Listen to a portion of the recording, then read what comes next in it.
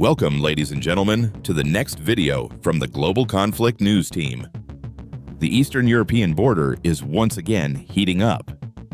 Zapad 225, jointly organized by Belarus and Russia, is taking place from September 12 to 16 on Belarusian territory.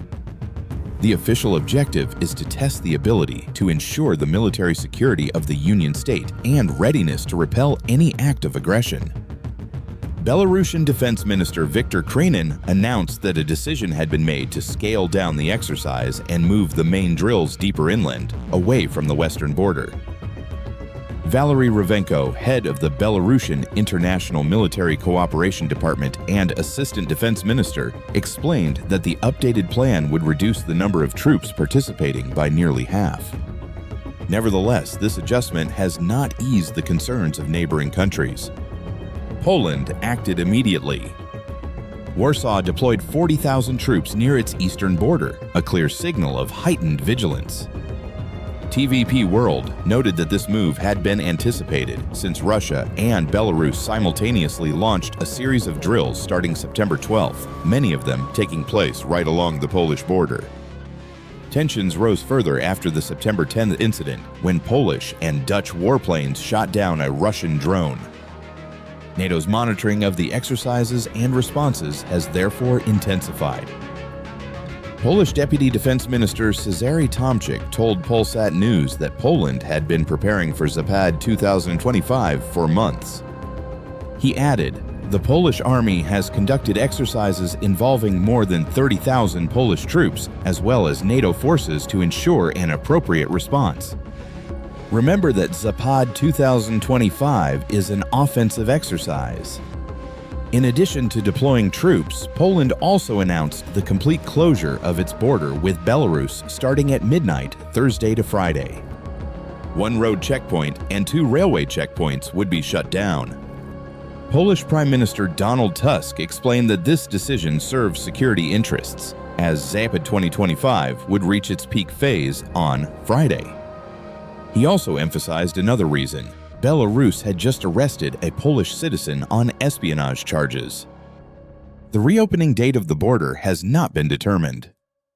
Polish Interior and Administration Minister Marcin Kierwiński made it clear that the reopening would not be tied to the end of the exercise. According to him, the broader concern lies in potential provocations. Kierwiński pledged that the government would never close the border, even for a single day in vain. Minsk reacted immediately. Polish charge d'affaires Krzysztof Panik was summoned to the Belarusian Foreign Ministry and handed a note of protest. Belarus called Poland's decision unlawful and groundless, accusing Warsaw of trying to cover up its own actions. This position was also conveyed to the EU charge d'affaires in Minsk, Stefan Kozłowski, who stated that Poland's actions would be assessed based on the proportionality of the measures taken and the actual level of threat. Meanwhile, Ukraine is closely watching. President Volodymyr Zelensky warned that Zapad could be nothing more than a cover for a military campaign aimed further west. Some NATO allies view the situation differently. Lithuania pointed out that this year's scale is much smaller than Zapad 2021, with only about 30,000 troops involved. Latvia chose a proactive defense approach. On September 11th, Defense Minister Andris Spruds announced the closure of Latvian airspace along the border with Russia and Belarus until September 18th. The reason? At least 19 Russian drones had entered Polish airspace that week. Spruds said there was no direct threat, but stressed that closing the airspace was necessary for control. At the same time, Latvia is conducting the named exercise from September 2nd to October 8th, putting its armed forces on high alert. Minister Spruds emphasized, Russian drones flying into NATO airspace are a warning signal. We must do everything possible to prevent drone attacks from escalating. Closing Latvian airspace will allow us to fully control this area, easily detect unauthorized flying objects, and give NATO fighter jets more space for air policing missions over the Baltics alongside our air defense forces. He added that this is also an opportunity to test the acoustic airspace monitoring system, conduct UAV simulation exercises, train countermeasures, and deploy additional mobile units. In just a few days, the entire Eastern European frontier has become a pressure zone of defensive calculations, where every decision from Warsaw, Minsk, or Riga instantly triggers chain reactions for NATO and the wider region. Poland has consistently been one of the fastest and strongest responders to any Russian or Belarusian military move. This reflects not only its current security stance, but also its history, geopolitics, and long-term strategic choices. First, geography places Poland at NATO's front line in Eastern Europe. With more than 400 kilometers of border with Belarus and around 200 kilometers with Russia's Kaliningrad exclave, Poland directly borders Moscow and Minsk's strategic space.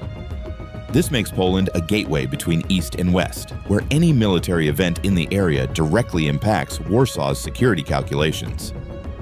International think tanks such as the EU Institute for Security Studies, EUISS, have noted that Poland cannot remain passive when large-scale exercises occur near its border. Even a small shift in the balance of forces could expose Poland to immediate risk. Second, historical memory has created a permanent sense of vigilance. In the 20th century, Poland repeatedly became a battlefield between great powers.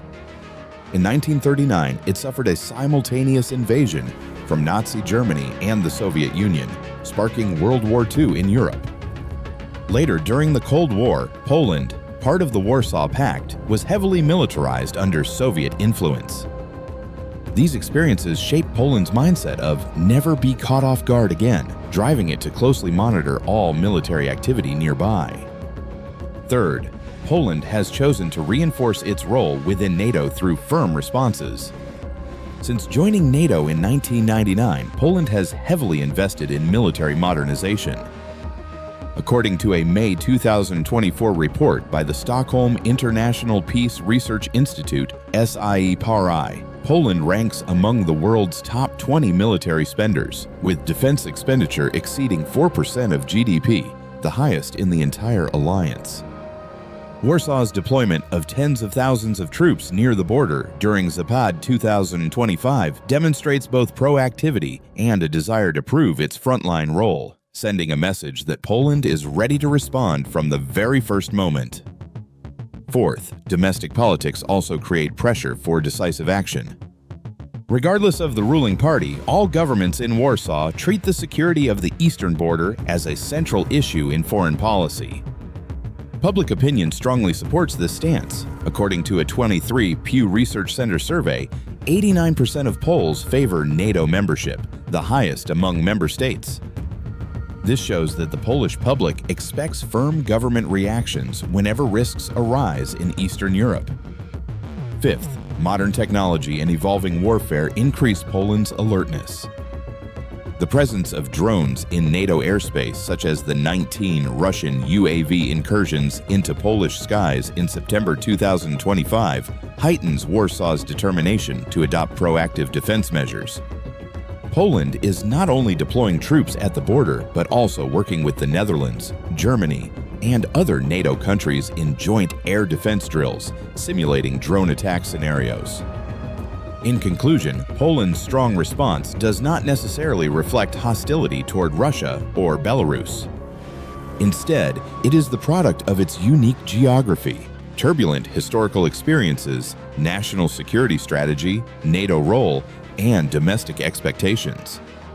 In this context, Warsaw has chosen a hardline approach, both to safeguard its borders and to affirm its position as a Western shield in Eastern Europe.